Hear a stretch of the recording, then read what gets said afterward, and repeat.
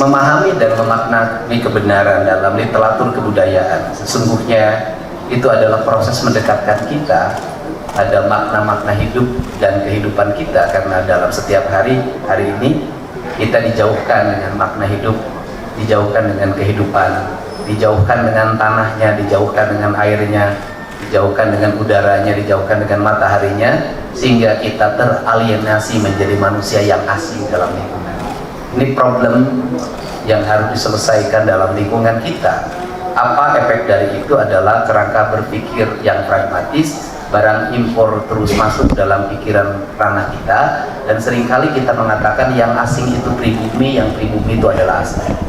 Nah, apa sih sebenarnya? Kemudian orang-orang yang sok modernis itu, yang di otaknya proyek, membuat sebuah desain berpikir bahwa menulis dengan kapur ketertinggalan maka harus diganti dengan papan digital. Apa istilahnya Pak Didi? Yang sekarang itu di Depok suruh saya hapus 30 miliar itu. Hah? Smartboard. Nah, itu namanya sudah ngerti nama smartboard. Nah, kemudian dari situ smartboard itu melahirkan kemalasan elektrikal, dan elektrikal itu berbahaya bagi anak-anak yang proses pertumbuhan. Elektrikal itu berbahaya, elektrikal, mekanikal, sesuatu yang berbahaya bagi anak-anak yang sedang menuju pertumbuhan. Yang sedang menuju pertumbuhan dia harus manual, karena manual itu meletakkan kerangka berpikir dalam sebuah tinta yang tertulis dari otak dirimu. Nah, ini kan harus, mindset ini harus dihentikan. Nah, sehingga saya katakan hari ini, kalau nanti SD, SMP, SMA kemudian menulis lagi di papan tulis dengan kapur tulis, jangan dibully sebuah ketertinggalan. Justru itu adalah pembentukan karakter manusia Jawa Barat masa depan. Nah, yang variabel yang ketiga apa? Diajarkan orang untuk bekerja. Dia menghapus. Itu kan bagian dari pekerjaan. Kayak dulu tuh di kelas selalu kan, kalau dan bahkan dulu tuh lebih hebat lagi, alat penghapusnya itu dibuat oleh siswa dalam bentuk bantal, maka siswa bekerja otak kiri otak kanannya.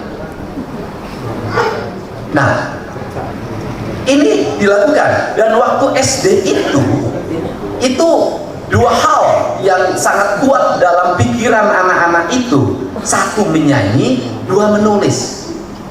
Maka pendidikan dasar itu hal yang harus diletakkan dalam pikiran anak-anak kita. Perbanyak di ruang kelas itu adalah menulis dan menyanyi. Karena menulis dan menyanyi itu membangun keriangan anak-anak memasuki masa pertumbuhan, dan dia mencoba melatih tangan kanannya atau tangan kirinya yang kidal untuk merangkai sebuah peristiwa dan satu peristiwa lainnya.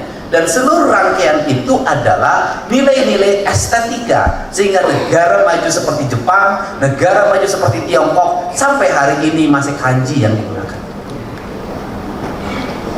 Nah, ini yang harus masuk dalam frame anak-anak masa depan. Kenapa saya berkatakan begitu? Karena hari ini ada produk gagal. Yang disebut produk gagal adalah anak-anak tumbuh dalam sebuah lingkungan sekolah yang tidak punya hubungan emosional antara guru dan muridnya, tidak punya hubungan emosional antara murid dengan ruang kelasnya, tidak punya hubungan emosional dengan bangkunya, tidak ada hubungan emosional dengan mejanya, dengan kursinya, dengan lingkungannya, sehingga anak itu menjadi anak yang kaluhur tesirungan, kahandap teu akaran. Anak yang seperti curi, kunti.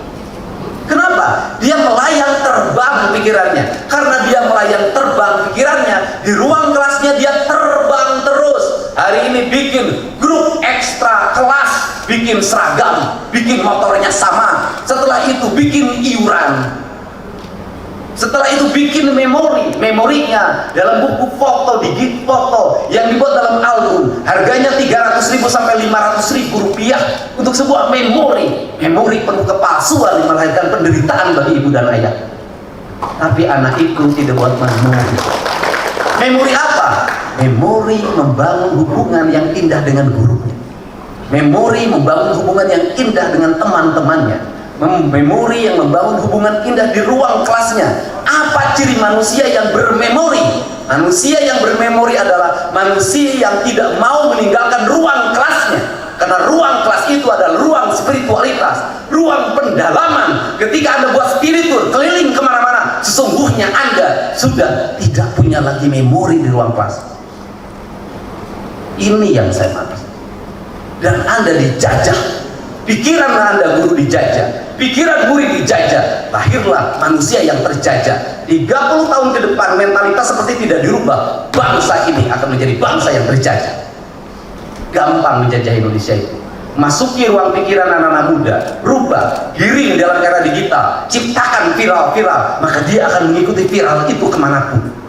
Dan orang kalau tidak ikut viral itu, ketinggalan politik, ketinggalan informasi, ketinggalan zaman. Ini berbahaya. Andai kata media sosial dipegang oleh orang-orang dengan kepentingan yang tidak baik bagi negara, maka rakyatnya akan mikir. Itulah saya dulu memutuskan buat media sosial. Saya akan membuat media sosial yang berlawanan dengan arus publik. Saya akan membuat media sosial yang apapun itu adalah pembelajaran, yang suatu saat saya harus mengendalikan pikiran orang dengan tujuan yang besar, yaitu kepentingan tanah air, kepentingan pendidikan. Untuk itu saya ngasih sanksi kalau sekolah begitu. Tetapi ketika inspektorat mengatakan, Pak harus dipotong gaji, aku nggak bisa. Kenapa? Ketika potong gaji, maka saya akan melahirkan kemiskinan baru. Tunjangannya dipotong, saya tahu kepala sekolah nggak nganjuk. Kalau kemudian saya motong, dia pinjem lagi. Guru ini kan rata-rata nganjuknya agak tinggi. Tahu sih. Makanya saya nggak setuju. Kenapa? Itu menimbulkan penderitaan baru. Ya udah, daripada dipotong tunjangannya, saya lebih baik berhentikan jadiin guru. Itu lebih mendidik. Kenapa? Membuat sebuah siklus bahwa jangan dibiasakan setelah jadi kepala sekolah seolah-olah nggak bisa jadi guru. Nggak bisa. Rektor bisa jadi dosen, ketua DPR bisa menjadi anggota DPR biasa. Itu yang harus dalam pikiran kita. Jabatan bukan segalanya. Ini fokus ya. Untuk itu saya minta para kepala sekolah rubah mindsetnya. Kenapa? Jangan lagi membodohi murid. Saya pengen ada murid-murid Jawa Barat itu belajarnya nggak usah jauh-jauh, cager, bager, bener, pinter, singet, sudah. Saya nggak punya tinggi-tinggi. Kenapa? Semakin banyak tantangannya anak itu, maka semakin peluang keberhasilannya semakin tinggi. Sudah. Jadi kita ini jangan dibiasakan hari ini kalau anak kita mengalami kesulitan, semua orang turun untuk menyelesaikan. Jangan, biarkan kesulitan itu diselesaikan oleh dirinya sendiri. Saya harus konsisten mengembalikan tata ruang berbasis alam. Artinya gunung kudu awian, lengkong kudu balongan, lebah kudu sawahan. Saya harus mengembalikan kembali leuweung tutupan, leuweung titipan, leuweung awisan, leuweung garapan. Saya harus mengembalikan. Kenapa? Karena bagi saya hanya dengan cara itu Jawa Barat bisa masuk. Betapa hebatnya kita ini punya keyakinan pada lingkungan. Betapa hebatnya anak-anak kita nanti tumbuh dalam watak lingkungan pendidikan yang adaptif, lingkungan pendidikan yang cerdas. Anak-anak bisa memberdayakan sampah menjadi nilai ekonomi. Anak-anak bisa melukis di ruangannya menjadi yang indah. Anak-anak bisa berjalan kaki ke sekolahnya sambil bercandaria. Anak-anak di ruang kelasnya hubungan guru dengan muridnya penuh dengan cinta dan kasih sayang. Guru tidak mau meninggalkan ruang kelasnya karena dia ingat dan sayang sama anaknya. Murid-murid juga kangen bertemu gurunya. Ini yang saya inginkan, cinta. Kepala sekolah ingin tetap di sekolah, pulangnya sore saking betahnya di sekolah. Pegawai negeri mencintai ruang kerjanya, semua orang, dan menganggap pekerjaan adalah perjalanan tangga menuju spiritualitas yang sejati. Kebahagiaan abdi negara adalah ketika seluruh rakyatnya dalam keadaan penuh perutnya, cerdas otaknya, bahagia rasanya, nyenyak tidurnya, penuh harapan. Itulah kebahagiaan seorang ASN. Ini dibuat dan kita membuat pendidikan ke depan. Tugas sekarang Dinas Pendidikan Kabupaten, Provinsi segera dikoneksikan anak-anak yang akan masuk SMA ada berapa. Tidak boleh lagi nanti ada orang ngukur rumah sampai sekolah berapa meter, saya nggak mau.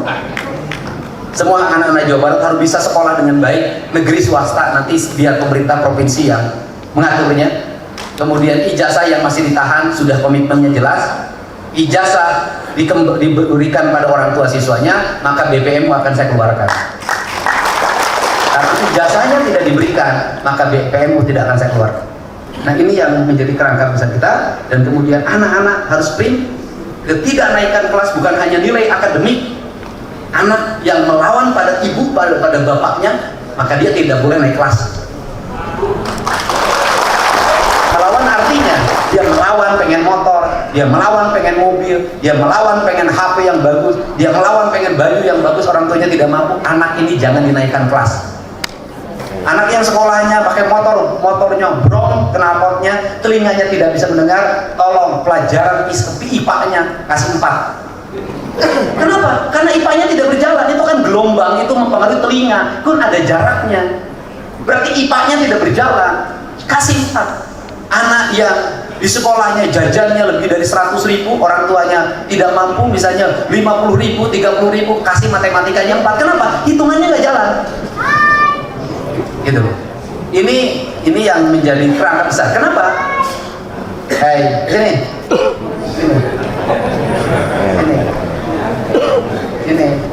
Lihat sendiri aja. Ini berani.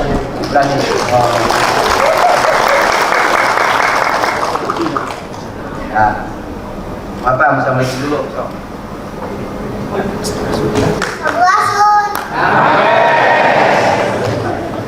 Ya. Jadi ini yang harus menjadi kerangka kita. Kenapa?